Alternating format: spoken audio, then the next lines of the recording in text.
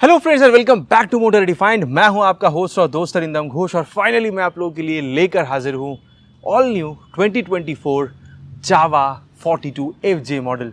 जी हाँ दोस्तों, और टाइटल थंबनेल से आप लोगों ने समझ ही लिया है। वीडियो के दौरान मैं आप लोगों के साथ इस बाइक की एक डिटेल राइड रिव्यू शेयर करूंगा। अब क्या यहाँ पर आप लोगों को चीज़ नई देखने को मिल रही है इसकी पिछली वाली मॉडल से, देन यहाँ पर आप लोगों को प्राइस कितनी पे करनी होगी, feature specification, mileage, everything in detail discussion करेंगे। साथ ही ये भी समझने की कोशिश करेंगे कि अगर आप इस बाइक को इसकी कंपटीशन के साथ कंपेयर भी करते हैं तो ये खरीदना आप लोगों के लिए कितना सही हो सकता है। और दोस्तों आगे बढ़ने से पहले very special thanks to dynamic autocrafts for providing me this bike ताकि मैं आप लोगों तक ये रिव्यू पहुंचा सकूं। वेस्ट बंगाल के हावड़ा हुगली कोलकाता में अगर आप रहते हैं, कोई भी आप यहां पर जावा, येज़दी या फिर BSA की प्रोडक्ट खरीदना चाहते हैं, शोरूम को कांटेक्ट बिल्कुल कर सकते हैं।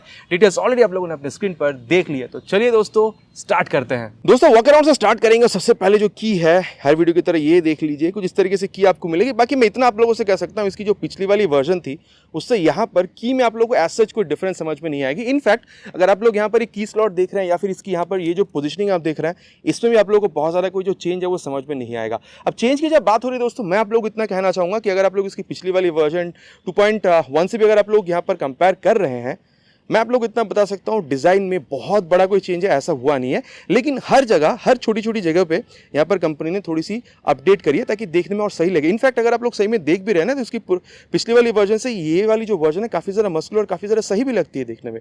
बाकी देखिए, मैं आप लोग को बता दूँ, सीट में हल्की चेंज हुई है, एग्जॉस्ट पोजिशनिंग में हल्का चेंज है, इंजन में तो डेफिनेट यहाँ पर चेंज हुआ है। आप सस्पेंशन या फिर हेडलैम्प देख रहे हैं उसमें चेंज हुई है, दोनों टायर की साइज़ में हल्की हल्की चेंज हुई है। यहाँ पर फ्रंट की जो डिस्क है इसमें चेंज हुआ है, ठीक है। एंड देन टैंक में यहाँ पर चेंज हुई है, और ये टैंक की जो चेंज है सबसे बड़ा विजिबल चेंज है। यहाँ पर ये जो आप चीज़ देख पा रहे हैं ये आप लोगों को कंप्लीटली अलग देखने में मिल रहा है। देन यहाँ पर आप देख पाते हैं जावा की 3D लोगो आपको मिल रही है, देन 42 और ये जो टेक्सचर वगैरह है इसकी वजह से देखने में काफ़ी सही लग रही है। बाकी ठीक है, 360 व्यू मतलब अभी आप लोगों को देखने में मिल जाएगी यहाँ पर through out the walk around. लेकिन मैं आप लोगों को बता दूं, टोटल 6 कलर आप लोगों को मिल रहा है और इसको आप लोग बेस कलर के हिसाब से मान सकते हैं, मैट ब्लू कलर। अगर आप लोग प्राइस देख रहे हैं, अप्रॉक्सीमेटली ये आप लोगों को 2,65,600 रुपीज़ तक देखने में मिल जाएगी। एंड देन इसकी टॉप मॉडल पर जब आप जा रहे हैं, देखिए टॉप मॉडल में एज सच स्पेसिफिकेशन में डिफरेंस नहीं है, सिर्फ कलर में डिफरेंस है। वहाँ पर आप लोगों को 2,71,500 रुपीज़ तक पे करनी होगी। बाकी देखिए, ये मैंने आप लोग यहाँ पर, मेरा जो एरिया है कोलकाता के हिसाब से मैंने आपको प्राइस बताया, आपके एरिया में डिफरेंट हो सकती है। तो अगर आपको आपके एरिया की प्राइस जाननी है, नीचे प्लीज़ कमेंट में लिखकर बताइएगा। बाकी मैं कह दूँ, जो जावा 42 या फिर जो 42.1 जो मॉडल है वो भी आप लोग को अभी मार्केट में एग्जिस्टिंग देखने को मिल जाएगी। तो ये मैंने आपको पूरा डिटेल दे दिया है, कलर, प्राइस, वेरिएंट सबके बारे में। अब मैं आप लोगों को बता दूं बारी बारी से चीज़ें आपको मिल क्या क्या रही है।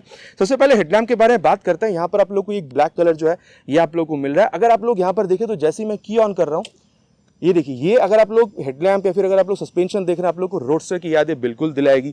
यहाँ पर आप देख सकते हैं, पहले जो हैलोजन हुआ करती थी, अभी आप लोगों को कंप्लीट LED हेडलैम्प का जो सेटअप है वो मिल रहा है 42 की यहाँ पर ब्रांडिंग के साथ ही इसको ऑपरेट करने के लिए high beam low beam password की जो स्विच है वो भी आप लोग को यहाँ पर मिल जाएगी। और काफ़ी आप कह सकते हैं प्यारी सी दिखने वाली नॉन फ्लेक्सिबल ये जो टर्न इंडिकेटर है ये भी आप लोग को अभी यहाँ पर डिफरेंट देखने में मिल रहा है। एंड ये जो होल्डर आप देख पा रहे हैं, इसको भी अगर आप लोग देख रहे हैं ना तो काफ़ी सही लगती है देखने में, डिज़ाइन वाइज में बात कर रहा हूँ। अब इसको अगर मैं आप लोगों को बताऊँ तो आप देख सकते हैं ये जो टर्न सिग्नल है कुछ इस तरीके से आप लोग को जलती हुई भी दिखेगी। अब इसको हम लोग यहाँ पर बंद करते हैं। बाकी हाँ, यहाँ पर अगर आप लोग देख रहे हैं तो हैजार्ड लैम्प का जो सेटअप है वो भी आप लोगों को देखने में मिल जाएगी। अब देखिए, अगर आप लोग सस्पेंशन देख रहे हैं तो 41 mm की जो टेलीस्कोपिक फोक है ये आप लोगों को यहाँ पर मिलेगी। देन काफ़ी तगड़ी वाली जो मडगार्ड है ये आपको मिलेगा। And then attention to details देखिए, मडगार्ड को होल्ड करने के लिए ये वाली जो पार्ट है ये भी कितनी खूबसूरत है। एंड देन टायर अगर आप लोग देख रहे हैं, पहले 90 mm की आप लोगों को टायर मिलती थी, अभी आप लोगों को यहाँ पर 100/90 सेक्शन की tyre with 18 inches of diamond cut alloy wheel मिल रही है। तो यहाँ पर भी चेंज हुआ है। देन देखिए, डुअल चैनल एबीएस पहले भी आप लोगों को मिलता था, अभी भी आप लोगों को जो डुअल चैनल एबीएस है वो मिल रहा है। रिंग आप लोग यहाँ पर देख पा रहे हैं। बाकी फ्रंट में यहाँ पर जो डिस्क है साइज बढ़ाई गई है, अप्रॉक्सीमेटली 320 mm की डिस्क आपको मिल रही है with this ByBre caliper and reflector on this beautiful telescopic fork. बाकी मैं बता दूं, अगर आप लोग इसको कंपेयर कर रहे हैं विद रॉयल एनफील्ड 350 क्लासिक हो या फिर बुलेट, टायर में या फिर मतलब बहुत ज़्यादा चेंज आपको नहीं मिलेगा, लेकिन वहाँ पर जो व्हील साइज है वो आप लोगों को बड़ा देखने में मिलता है। एंड देन यहाँ पर अगर आप लोग ब्रेकिंग देख रहे हैं तो आप लोगों को बेहतर मिलेगी when compare to Royal Enfield. बाकी सस्पेंशन मैंने आप लोग को ऑलरेडी बता दिया है, 41 mm की आप लोगों को टेलीस्कोपिक मिल रही है। लेकिन इंजन में आते हैं दोस्तों, क्योंकि यहाँ पर आप लोगों को जो मेन डिफरेंस है वो मिलेगा।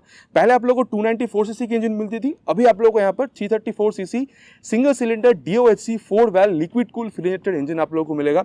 लिक्विड कूलिंग के लिए आप लोग देख सकते हैं यहाँ पर जो रेडिएटर सेटअप है ये भी आप लोग लोग को मिल रहा है। पावर और टॉर्क यहाँ पर भी इजाफा हुआ है। यहाँ पर आप लोग को अभी 29.1 PS की पावर, 29.6 न्यूटन मीटर तक का जो टॉर्क है ये आप लोगों को मिल जाएगा। और अभी यहाँ पर आप लोगों को स्लिप एंड असिस्ट क्लच भी मिलेगा। तो भाई एक्सेलरेशन टेस्ट या फिर जो स्लिपर असिस्ट क्लच का जो टेस्ट होता है वो भी मैं आप लोग को आगे बिल्कुल करके बताऊंगा। और साथ ही यहाँ पर आप देख पा रहे हैं कंपनी इसको अभी ये अल्फा 2 इंजन कहती है। देन साथ ही अगर आप लोग यहाँ पर ये फुट रेस्ट या फिर अगर आप लोग ब्रेक लीवर की क्वालिटी देख रहे हैं ये भी काफी सही है। और यहाँ पर आप देख सकते हैं जावा की जो ब्रांडिंग है 3D में ये भी आप लोगों को देखने में मिल रहा है। अब दोस्तों इसकी जो एग्जॉस्ट साउंड है वो भी मैं आप लोगों को सुना दूं। बाकी दोस्तों यहाँ पर आप लोगों को डुअल यहाँ पर एग्जॉस्ट का सेटअप देखने को मिल रहा है जस्ट 334 सीसी इंजन में। बाकी इसके लिए आप लोगों को 6 से 650 सीसी इंजन तक जाना होता है। एक बार एग्जॉस्ट साउंड आप लोग इसकी सुन लीजिए।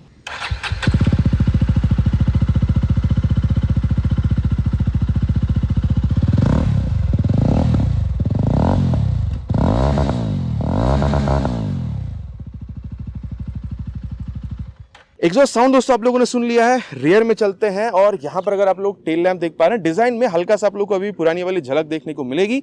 फ्रंट की तरह रियर में भी आप लोग को यहाँ पर ये जो टर्न सिग्नल है सेम आप लोग को यहाँ पर मिल रहा है। एंड देन नंबर प्लेट लगाने की जगह और अगर यहाँ पर लाइट मतलब अगर आप लोगों ने इग्निशन ऑन कर रखी है या फिर अगर आप लोगों ने की ऑन कर रखा है तो यहाँ पर आप लोगों को लाइट जलता हुआ मिलेगा नंबर प्लेट को एल्यूमिनेट करने के लिए। एंड देन यहाँ पर जो रिफ्लेक्टर है वो आपको मिल रहा है। टायर अगर आप लोग देख रहे हैं भाई सही में आपको बता रहा हूँ बहुत ज्यादा चौड़ी लगती है। बाकी देखिए पहले आप लोगों को 120 mm की आप लोगों को मिलती थी, अभी 140/70 सेक्शन की मिल रही है with 17 inches of diamond cut alloy wheel. तो यहाँ पर भी चेंज है। एंड देन यहाँ पर अभी आप लोगों को 240 mm की जो डिस्क है विद दिस बाइब्रेक कैलिपर ये आप लोगों को देखने में मिल रहा है। बाकी अगर आप लोग रॉयल एनफील्ड 350 में जाते हैं तो वहाँ पर आप लोगों को रियर में if I am not wrong 18 आप कह सकते हैं कि इंचेस की जो व्हील है वो आप लोगों को मिलता है। तो देखिए टायर की जो साइज है वो बढ़िया है लेकिन ओवरऑल व्हील साइज अगर आप लोग देख रहे हैं तो रॉयल एनफील्ड में थोड़ी सी बड़ी आपको मिलती है। एंड देन यहाँ पर अभी भी आप लोगों को ये जो adjustable dual hydraulic shock absorber है ये आप लोगों को मिलेगा। बाकी अगर आप लोग ये मिड पोर्शन देख रहे हैं तो इसको मेटालिक रखी गई है और 42 की यहाँ पर जो स्टिकरिंग है वो आप लोग यहाँ पर अभी देख पा रहे हैं। अब दोस्तों बात करते हैं इसकी लेफ्ट पोर्शन के बारे में। यहाँ पर आप देख सकते हैं जो साड़ी गार्ड है ये आप लोगों को मिलेगा। एंड देन यहाँ पर जो आप देख सकते हैं ओपन चेन सिस्टम आप लोगों को मिल रहा है। एंड देन मेन स्टैंड नहीं है, साइड स्टैंड है। एंड देन ग्राउंड क्लियरेंस अभी बढ़ाई गई है 175 mm से भी ऊपर की है, अप्रॉक्सीमेटली 178 mm की जो पहले 165 mm की हुआ करती थी। एंड देन अगर आप लोग यहाँ पर सीट हाइट देख रहे हैं इसको भी हल्की सी बढ़ाई गई है। अभी आप लोगों को करीबन 790 mm तक की सीट हाइट जो है वो आप लोगों को देखने में मिलेगी। कुशिंग के बारे में आगे बात करेंगे चलते वक्त, लेकिन अगर आपकी हाइट अराउंड 5'3" तक की भी है आप इसको मैनेज कर पाएंगे, प्रॉब्लम आपको यहाँ पर नहीं होने वाली है। एंड देन टैंक अगर आप लोग देख रहे हैं यहाँ पर मुझे थोड़ी सी शिकायत है, भले यहाँ पर आप लोग को मेटालिक मिल रही हो लेकिन 12 लीटर की, एटलीस्ट अगर 13-14 लीटर की होती, बाकी रॉयल एनफील्ड में 13 लीटर की है तो शायद ये और बेहतर होती। देखिए क्रूजिंग से इसमें आप इसको अगर यूज़ करेंगे तो थोड़ी ज़्यादा टैंक मतलब बड़ी टैंक मैटर करती है। बाकी आप लोग इसके बारे में नीचे कमेंट पर लिखकर बता सकते हैं। जहाँ तक बात है माइलेज की दोस्तों तो मैं बता दूं आप लोगों को अप्रॉक्सीमेटली आप लोग 30 से 35 के बीच में यहाँ पर एक्सपेक्ट कर सकते हैं। अब एक बार टैंक की जो झलक है वो मैं आप लोग को यहाँ पर दिखा दूं कुछ इस तरीके से। यहाँ पर अभी ऑफसेट पर आप लोग को ये जो रिफिलिंग यहाँ पर ये जो चीज़ आपको दिखेगी एंड देन 42 की ब्रांडिंग स्टिकरिंग में आप लोग को यहाँ पर देखने में मिल जाएगी। वेट 2 किलो तक यहाँ पर अप्रॉक्सीमेटली आप कह सकते हैं बड़ी है, अभी आप लोग को 184 किलोग्राम की मिलेगी। एंड देन यहाँ पर अगर आप लोग ये हैंडल बार देख रहे हैं भाई डेफिनेटली आपको बहुत ज़्यादा चौड़ी मिलती है। चलाते वक्त आगे इसके बारे में बात करेंगे, लेकिन हाँ यहाँ पर आप देख सकते हैं हाई बीम लो बीम पास लाइट के लिए स्विच आपको मिल रहा है। ये आप लोगों को ऑल डिजिटल यहाँ पर जो स्पीडोमीटर है ये भी आप लोगों को यहाँ पर मिल रहा है, जिसको टॉगल करने के लिए एक बार इसको हम लोग यहाँ से ऑन कर देते हैं। टॉगल करने के लिए ये सारे स्विचेस जो है ये आप लोग देख पा रहे हैं। एंड देन ये टर्न सिग्नल है, हॉर्न ठीक है बहुत ज़्यादा लाउड ऐसा नहीं है। एंड देन इंजन की स्विच आपको मिल रहा है और यहाँ पर हैजार्ड लैम्प का जो ऑप्शन है दोस्तों ये भी आप लोगों को बिल्कुल यहाँ पर देखने में मिल जाएगी। और नीचे है इंजन ऑन करने का स्विच। एग्जॉस्ट साउंड मैंने आप लोगों को ऑलरेडी यहाँ पर सुनाई है। एंड देन मिरर अगर आप लोग देख रहे हैं तो रेट्रोफिल को मेंटेन करने के लिए गोल यहाँ पर रखी गई है। इसके बारे में आगे बात करेंगे कि कितनी अच्छी रियर व्यू आप लोगों को निकाल कर दे रही है। बाकी अगर आप लोग यहाँ पर मीटर कंसोल देखते हैं यहाँ पर आप लोगों को अभी काफी मतलब सिमिलर टाइप की मिल रही है जैसे आप लोगों ने पहले देखा था। बहुत ज़्यादा धूप है तो आप लोगों को शायद समझ में ना आ रहा हो, लेकिन यहाँ पर पहले जैसी वो ऑफसेट में ही है, मतलब बीच में नहीं है, थोड़ी सी दायां साइड इसको रखा गया है। कंप्लीट डिजिटल यहाँ पर जो सेटअप है ये आप लोग को मिल रहा है। बाकी यहाँ ब्लूटूथ नहीं है, अगर ब्लूटूथ होती तो शायद ये और बेहतरीन हो सकती थी। बाकी आप लोग का क्या कहना है वो आप लोग नीचे बताइएगा। बाकी यहाँ पर ये जो स्पीडोमीटर है या फिर जो टैकोमीटर है वो आप लोग को मिल जाएगा। देन यहाँ पर इसको टॉगल करने के लिए सारे बटन्स आप लोगों को यहाँ पर मिल रही है। देन आप देख सकते हैं trip A trip B and then odometer ये चीज़ आपको दिखाएगी। Then gear position sensor, fuel gas sensor, time और साइड स्टैंड लगी हुई है वो आप लोग को यहाँ पर देखने में मिल रही है। बाकी देखिए अभी यहाँ पर जो हैजार्ड लाइट ऑन है वो दिखा रही है, ABS की sensor, neutral position sensor and then आप कह सकते हैं यहाँ पर फ्यूल गैस सेंसर जो ये आप लोगों को दिखा रही है। तो दोस्तों मोटा मोटा हम लोगों ने बाइक के बारे में यहाँ पर बात कर लिया है कि चीज़ें आप लोगों को यहाँ पर मिल क्या कह रही है। चलिए अब इसकी राइड पर चलते हैं, देन देखते हैं कि भाई राइड करते वक्त क्या इसकी अर्लियर वर्जन से यहाँ पर कुछ डिफरेंस आपको समझ में आती है या नहीं। दोस्तों रिव्यू की करते हैं शुरुआत, और सबसे पहले यहाँ पर सीट के बारे में बात करेंगे। देखिए रोडस्टर ठीक है, लेकिन 334 सीसी की वो भी लिक्विड कूल इंजन, काफ़ी ज़्यादा पावर के साथ क्रूजिंग के लिए भी हम लोग कहीं ना कहीं यूज़ करेंगे, लॉन्ग राइड्स के लिए। यहाँ पर अगर एक बैकरेस्ट होती तो शायद अलग ही मज़ा आता, लेकिन हाँ अगर आप लोग यहाँ पर आफ्टर मार्केट जाके लगाना चाहे वो तो आप बिल्कुल लगा सकते हैं। लेकिन यहाँ पर जब आप सीट पर बैठ रहे हैं ना, तो भाई सीट में आप लोगों को बता दूं मतलब काफ़ी ज़्यादा कंफर्टेबल सीट आपको मिल रही है। और ये जो फुटपैक है मतलब एकदम हल्का सा रेयर फिटेड है, मतलब वो जो एक क्रूजिंग पोजीशन है ना परफेक्ट आपको मिल रहा है, क्योंकि जब आप बैठ रहे हैं काफ़ी अपराइट भी आप बैठ रहे हैं, पैर भी काफ़ी सामने की तरफ है, एंड देन स्पेशियस सीट भी आप लोगों को मिल रहा है। बस एक बैकरेस्ट की कमी है जो मैंने आप लोगों को बताया। आप लोग का क्या ख्याल है वो आप लोग नीचे कमेंट पर लिखकर बताइएगा। रोडस्टर के हिसाब से ज़रूरत नहीं है, लेकिन क्रूजिंग के हिसाब से अगर आप देख रहे हैं तो डेफिनेटली उसकी ज़रूरत पड़ेगी। और चलिए अब यहाँ पर टाइम वेस्ट ना करते हुए स्टार्ट करते हैं। फर्स्ट गियर, और ये देखिए सेकेंड गियर, और ये देख रहे हैं ये थर्ड गियर, और ये जो लो एंड टॉर्क है ना, ये जो टान रही है बाइक, ये आप लोग को यहाँ पर गजब मिलेगी। मतलब पावर और टॉर्क जो यहाँ पर इंक्रीज हुई है, मैं डेफिनेटली ये आप लोगों से कहूँगा कि हेल एंड हेवन का डिफरेंस है भाई। पहले कुछ भी समझ में नहीं आता था, अभी बहुत ज़्यादा समझ में आ रहा है, ऐसा नहीं है। लेकिन ऐसा भी नहीं है कि भाई समझ में नहीं आ रहा। पावर टॉर्क जो यहाँ पर बढ़ाई गई है वो आप लोगों को समझ में भी आएगा, ठीक है। और मैं इतना कह सकता हूँ इनिशियल रिस्पॉन्स जो है एक DOSC इंजन के हिसाब से जो आप लोग को मिलना चाहिए वो आप लोग को मिल रहा है। लेकिन एक और बात है, जब आप थ्रॉटल दे रहे हैं ना, ये जो खींच रही है आप लोग को डरा नहीं रही है। जैसे कि आप लोग अगर KTM 390 देखेंगे या फिर TVS की RTR 310 देखेंगे, अगर आप लोग थ्रॉटल देते हैं ना वो डरा के खींच ले जाती है आपको आगे, उसके लिए आप लोगों को एक हैबिचुएटेड होना पड़ता है। लेकिन यहाँ पे क्या है, आराम से आप लोग क्रूजिंग कर पाएंगे। थ्रॉटल भी अगर आप दे रहे हैं तो उतना ज़्यादा नहीं मतलब आप लोगों को खींच रही है कि आप लोगों को डर का अनुभव हो। तो ये एक बात है, मतलब कंफर्टेबल राइडिंग जो नेचर है वो आप लोग को यहाँ पर बिल्कुल मिलेगा। और यहाँ पर भाई साहब ये जो आईना है ये ठीक तरीके से यहाँ पर इसको सेट नहीं किया गया था। और अभी देखिए मैं इतना आप लोगों से कह सकता हूँ कि काफ़ी ज़्यादा कंफर्टेबल आप लोगों को जो राइडर पोजीशन है वो मिल रहा है, क्योंकि हैंडल बार जो है वो भी आप लोगों को थोड़ी सी ऊंची मिल रही है। तो मतलब एक लॉन्ग राइड्स के लिए जो एक पोजीशन चाहिए होती है ना वो आप लोगों को यहाँ पर डेफिनेटली मिल रहा है। एंड देन क्लच अगर आप लोग देख रहे हैं, भले ही आप लोगों को स्लीपर क्लच मिल रहा है, लेकिन क्लच आप लोगों को सॉफ्ट बहुत ज़्यादा नहीं है, मिड साइड पर ही है।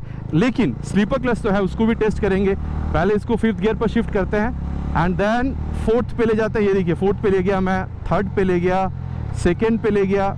देखिए RPM हल्का सा रेस करिए, हल्का नहीं ज़्यादा ही रेस करिए, लेकिन क्या रियर टायर स्लिप करी? नहीं करी। तो आप कह सकते हैं स्लीपर क्लच भाई स्मूथ काम कर रही है यहाँ पर, इसमें कोई प्रॉब्लम आपको नहीं होगी। एंड हाँ अगर आप लोग गियर देख रहे हैं तो हल्का से एफर्ट के साथ अब आप या फिर मतलब आप कह सकते हैं डाउन शिफ्ट हो जा रही है, मतलब स्मूथनेस की यहाँ पर कोई कमी आपको फील नहीं होगी। तो ये तो भाई यहाँ पर गियर क्लच की बात हो गई है, स्लीपर असिस्ट क्लच दिखा दिया। चलिए अब इसकी जो एक्सीलरेशन टेस्ट है वो भी यहाँ पर ट्राई करके देखते हैं। चलिए दोस्तों स्टार्ट करते हैं, स्टार्ट करेंगे विद 3 हॉर्न्स। फर्स्ट गियर पे रख दिया है।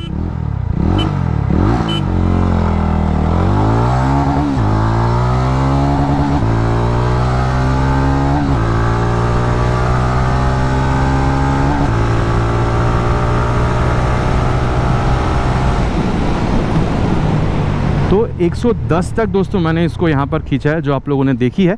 देखिए मैं इतना यहाँ पर कह सकता हूँ कि vibration is not a much problem with this bike. In fact मैं ही कह सकता हूँ 95-100 तक भी आपको बहुत ज़्यादा वाइब्रेशन यहाँ पर समझ में नहीं आएगी। बाकी एक चीज़ मैं और ऐड करना चाहूँगा दोस्तों, वाइब्रेशन अगर आप लोग देख रहे हैं ना 110 के बाद, देखिए 15 तक ठीक है, लेकिन 110 के बाद हल्का आप लोगों को फुटपेक पर वो जो मतलब एक वाइब्रेशन महसूस जो होती है ना वो आप लोगों को महसूस होने 110 के बाद फुटपेक्स पर आनी शुरू हो सकती है। इनफैक्ट मैं आप लोगों से ऑनेस्टली कहूँगा 6th गियर पे अगर आप लोग क्रूजिंग सेंस में चाह रहे हैं हाईवेज पे 6th गियर पे रख के 110-15 तक भी खींच रहे हैं, आराम से आप खींच सकते हैं, बहुत ज़्यादा वाइब्रेशन नहीं होगी। स्टेबिलिटी बहुत बढ़िया आप लोगों को मिल रही है, सामने 100 सेक्शन की टायर, पीछे 140 mm की टायर, बहुत बढ़िया स्टेबिलिटी भी है। एंड देन एक चीज़ जो मैं आप लोगों से कहना चाहूँगा दोस्तों कि अगर आप लोग इंजन हीटिंग देख रहे हैं, देखिए लोअर RPMs पे चलाने से ना, लोअर स्पीड्स पे यहाँ पर जो रेडिएटर की फ़ैन है वो ऑन हो जा रही है, लेकिन पैर में ऐसा बहुत ज़्यादा कोई हीट लग रही है ऐसा मैं नहीं कहूँगा। बाकी हाँ अगर 2-3 सर्विस हो जाएगी मेरे ख्याल से यहाँ पर अगर कोई हीटिंग इशू होगी भी तो भी आप लोगों को मतलब वो सॉल्व हो जाएगी। अभी बिल्कुल ही नई बाइक है, आप देख सकते हैं जस्ट 130 किलोमीटर यहाँ पर चली हुई है, ठीक है। और मैं इतना कह सकता हूँ अगर आप लोग माइलेज देख रहे हैं तो करीबन आप लोग यहाँ पर मतलब अभी बिल्कुल ही नहीं है तो आप लोग 27-28 एक्सपेक्ट कर सकते हैं, लेकिन 2-3 सर्विस के बाद एटलीस्ट आप लोगों को 30 से 35 के बीच में मिल जानी चाहिए एटलीस्ट अगर आप लोग लॉन्ग राइड्स पर निकलते हैं। मतलब अगर आप लोग 60-70-80 की अगर आप लोग स्पीड मेंटेन करते हैं तो। एंड देन जो मैं चीज़ आप लोगों से कहना चाहूँगा दोस्तों कि इस बाइक को अगर आप लोग सिटी के लिए यूज़ करेंगे तो देखिए 4थी गियर पर रखकर अगर मैं इसको यहाँ पर 28 तक भी ले रहा हूँ या फिर अगर मैं इसको 30 तक भी चला रहा हूँ, 25 पर भी, एक बार इसको दोबारा यहाँ पर कॉर्नर करते हैं और ये चीज़ मैं आप लोगों को बता दूँ। देखिए अगर मैं इसको 4th गियर पे रख के ना 30 पर भी 35 पर भी अगर मैं इसको खींच रहा हूँ तो भी यहाँ पर ये आराम से जा रही है। बाकी देखिए कहने को शॉर्ट गियर्स ही है, ऐसा नहीं है कि लॉन्ग गियर्स है। 3rd गियर तक तो आपको समझा रही है कि भाई जल्दी गियर चेंज करो। 4th गियर पे जाने के बाद अगर आप लोग 30-35 पर भी इसको खींच रहे हैं, ये गाड़ी आराम से आपकी बात मान रही है, प्रॉब्लम यहाँ पर नहीं है। तो मतलब सिटी राइड में दोस्तों कहाँ आप लोग 70-80 चलाएंगे, है ना, 40-50 की स्पीड पर ही होती है। लेकिन अगर आप लोग 35 पर भी उतरते हैं 4थे गियर पर तो भी आप लोगों को प्रॉब्लम नहीं होगी। इनफैक्ट 4th गियर पर ही हूँ मैं अभी, 30 पर भी प्रॉब्लम नहीं हो रही है। और कहीं ना कहीं अगर आप लोग ये कॉर्नरिंग वाली चीज़ देख रहे हैं ना तो भी आप लोगों को यहाँ पर मज़ा ही आने वाला है। ये मैं इतना कह सकता हूँ, भले आप इसको क्रूजिंग पे हिसाब से ले या फिर रोडस्टर के हिसाब से, ये चीज़ सही है। छोटी टर्निंग रेडियस और कॉर्नरिंग में भी आप लोगों को यहाँ पर मज़ा आने वाला है। एंड देन अभी यहाँ पर इसकी जो आप कह सकते हैं ब्रेकिंग है उसको भी टेस्ट करते हैं। ले चलेंगे इसको अराउंड 70 तक ले चलते हैं एंड 75 पे फ्रंट ब्रेक। ओ भाई मैं इतना कह सकता हूँ कि फ्रंट में 320 mm की जो आप लोगों को ब्रेक डिस्क मिल रही है भाई, लाजवाब काम कर रही है। और जब मैंने इसको एक्सट्रीम प्रेस किया है ब्रेक लीवर को, बाकी बता दूँ ब्रेक लीवर आप लोगों को सॉफ्टर साइड पर ही मिलेगी, ठीक है। तो जब मैंने इसको ब्रेक लीवर को एक्सट्रीम प्रेस किया था ना तो हल्की सी वो जो ABS की इंट्रूशन है वो भी मुझे यहाँ पर फील हुई है। बाकी देखिए यहाँ पर आप कह सकते हैं कि जो ट्रैक्शन कंट्रोल सिस्टम है अगर आप लोग CV350 में जाते हैं वहाँ पर मिलती है, यहाँ पर होने से बेहतर होता है, लेकिन उसके नहीं होने से बहुत ज़्यादा प्रॉब्लम फील नहीं हो रही है। लेकिन हाँ होती तो बेहतर होती है। और चलिए अब रियर ब्रेक को भी टेस्ट करेंगे अराउंड 70 पे ले जाके रियर ब्रेक में। ये देखिए ये जो आवाज़ आपको आई है कू कू कू, वो मतलब उतने ही बार ABS ने यहाँ पर इंक्लूड किया है। तो अब कह सकते हैं भाई रियर में भी 240 mm की जो ब्रेक डिस्क है, मैं ऐसा नहीं कहूँगा कि बहुत ज़्यादा मतलब कह सकते हैं कि फीडबैक दे रहे, लेकिन आप प्रोग्रेसिव है जैसे अमूमन हर बाइक में आपको मिलता है, लेकिन डेफिनेटली ABS इंक्लूड कर रही है। और अब अगर मैं आप लोगों को रियर विथ फ्रंट दोनों ब्रेक अगर बारी बारी से यूज़ करके दिखाऊँ, रियर विथ फ्रंट मैंने यूज़ कर लिया है।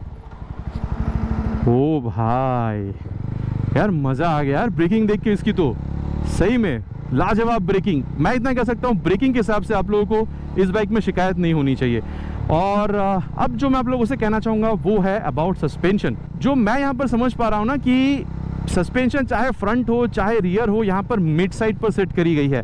मैंने आप लोगों को बताया एक्सेलरेशन के दौरान कि यहाँ पर स्टेबिलिटी में कोई प्रॉब्लम नहीं है, कॉर्नरिंग में हल्का सा लेके मैंने आपको बताया है वहाँ पर प्रॉब्लम नहीं। इनफैक्ट अगर आप लोग जैसे यहाँ पर ये एक ब्रेकर है, यहाँ पर देखिए, यहाँ पर आपको समझ में आएगी मेरी आवाज़ से, ये देखिए तो आवाज़ में बहुत ज़्यादा डिफ्लेक्शन आपको समझ में नहीं आई है। इनफैक्ट जब आप गड्ढों पर भी जा रहे हैं ना तो भी आप लोगों को मतलब झटका जो है ये काफ़ी हद तक एब्जॉर्ब कर ले रही है। तो वह स्टेबिलिटी अच्छा प्रोवाइड करा रही है, देन गड्ढों पर बहुत ज़्यादा आपको झटका नहीं दे रही है, कॉर्नरिंग आपको अच्छी तरीके से करने में हेल्प कर रही है। तो सस्पेंशन इन एनी आप कह सकते हैं कि इंडियन सिचुएशन, इंडियन रोड्स आप लोगों को हेल्प करेगी, ठीक है। इसमें आप लोगों को प्रॉब्लम मेरे हिसाब से तो बहुत ज़्यादा होने नहीं वाली है। एंड अगर आप इसके साथ ऊबड़ खाबड़ रास्तों पर भी प्लान कर रहे हैं, लद्दाख वगैरह ट्रिप पर भी आप जाना चाह रहे हैं, तो मेरे हिसाब से सस्पेंशन आपको यहाँ पर सपोर्ट करेगी।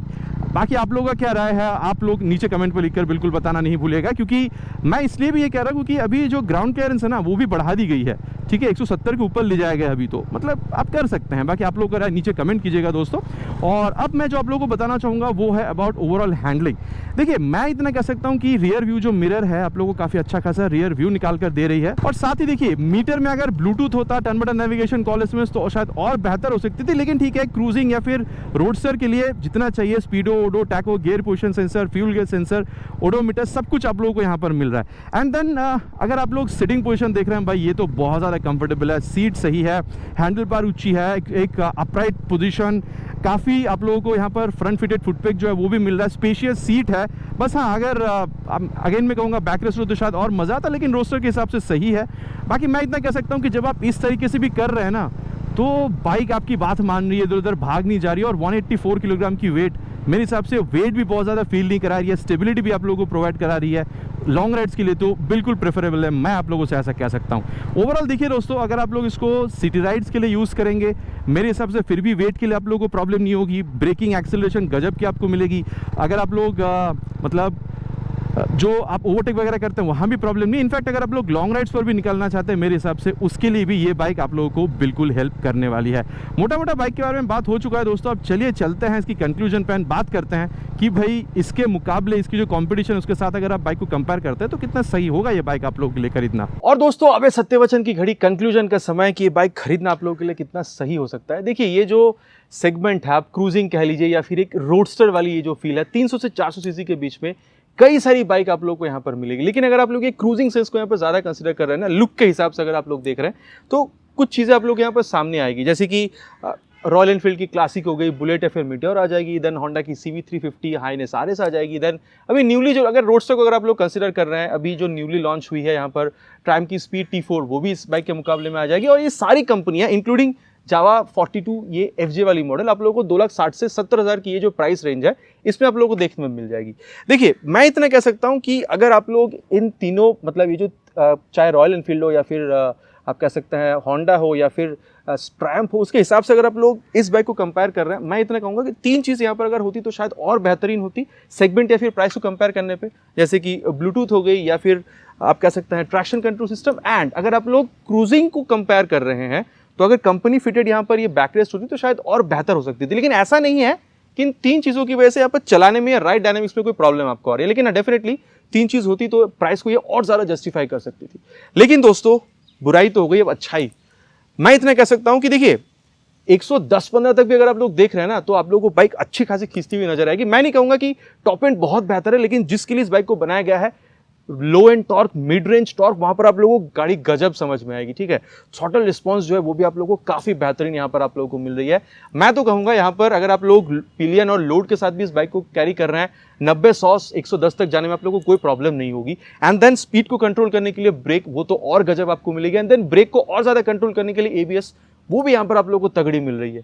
ये सारी चीज़ें आपको यहाँ पर काफ़ी अच्छी खासी मिल रही है। अंदर इसको और ज़्यादा मॉडर्न बनाने के लिए यहाँ पर ये जो आप कह सकते हैं हेडलैम्प वगैरह LED में आप लोगों को मिल रहा है। देखिए दोस्तों मैं इतना कहूँगा अगर आप लोगों को classic legend as a company, Jawa as a company अगर आप लोगों को सही लगती है, लुक अगर आप लोगों को सही लग रहा है और आप लोगों को चाहिए था कि मुझे अच्छी एक्सेलरेशन चाहिए, अच्छी ब्रेकिंग चाहिए, सेफ्टी मुझे बेहतरीन चाहिए, और यहाँ पर ये जो एक क्लासिक वाली लुक है या फिर आप कह सकते हैं ये जो एक रेट्रो लुक के साथ एक मॉडर्न टच मुझे चाहिए थी और माइलेज भी करीबन 30-35 किलोमीटर तक की चाहिए, मेरे ख्याल से एक बार ये जावा 42 FG मॉडल की आप टेस्ट राइड लीजिए, बाइक आप लोगों को पसंद आएगी। दोस्तों मेरे यहाँ पर जो पर्सनल एक्सपीरियंस था, राइड एक्सपीरियंस, ओपिनियन, अच्छाई क्या है, यहाँ पर मुझे सही क्या नहीं लगा और क्या होना चाहिए था बेहतर, सब कुछ मैंने आप लोगों को यहाँ पर बता दिया है। बाकी आप लोग अब कमेंट में लिखकर बताइएगा कि आप लोग कौन सा बाइक खरीदना यहाँ पर ज़्यादा पसंद करेंगे, यही बाइक खरीदेंगे या फिर इसकी कॉम्पिटिशन में और कोई बाइक, नीचे प्लीज़ कमेंट में लिखकर बताना नहीं भूलिएगा, इट्स माई रिक्वेस्ट। आशा करता हूँ वीडियो आप लोगों को पसंद आई होगी। आपको पता है पसंद आया तो क्या करना है, भाई को मोटिवेट करने के लिए वीडियो में एक लाइक, और अगर आप चैनल पर नए हैं तो चैनल को सब्सक्राइब करके बेल बटन को ऑल पे क्लिक करना प्लीज नहीं भूलेगा, इट्स माई रिक्वेस्ट। बहुत दिन मिलेंगे दोस्तों इसी तरीके के एक नए वीडियो में एक नए बाइक स्कूटर के साथ। Till then ride safe and जय हिंद।